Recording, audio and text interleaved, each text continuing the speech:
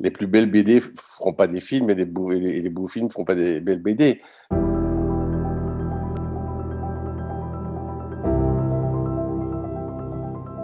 Dans une affiche de cinéma, en général, on demande non, ce serait bien de voir la photo de l'acteur parce que les gens veulent voir ce qu'il y aura à l'intérieur. Pour un livre, on demande plutôt de faire une couverture où il n'y a pas de visage et parce que chacun se crée son propre visage. En littérature, on ne le voit jamais, donc on a chacun son propre visage et en dessin et en BD, il y a cette espèce d'esquisse qui fait que deux personnes n'auront jamais vu le même Tintin tout en regardant le même dessin, parce que le cerveau doit remplir en fait tout ce qui n'est pas dessiné.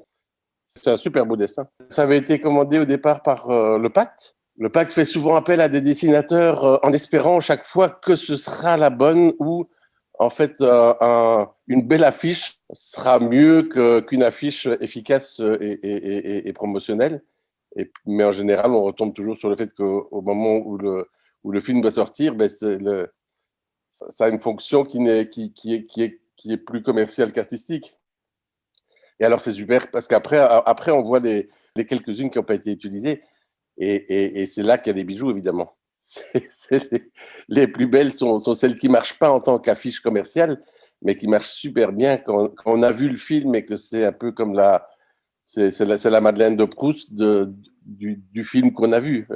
Et cette manière de passer ici, comme avec Dupuis, par un dessinateur, tout d'un coup, on voit, ah, lui, il a vu ça comme ça, c'est super intéressant. Tu vois. Il a mis tous les personnages avec le fouillis avec lequel Dupuis fait les choses merveilleusement et habituellement. Il a retracé sa lecture d'une espèce de naïveté sauvage, brolatique. Brol, c'est un mot belge pour dire tout une accumulation de choses et de leur contraire, tu vois, chaotique. C'est une espèce de Big Bang comme ça de personnages entassés.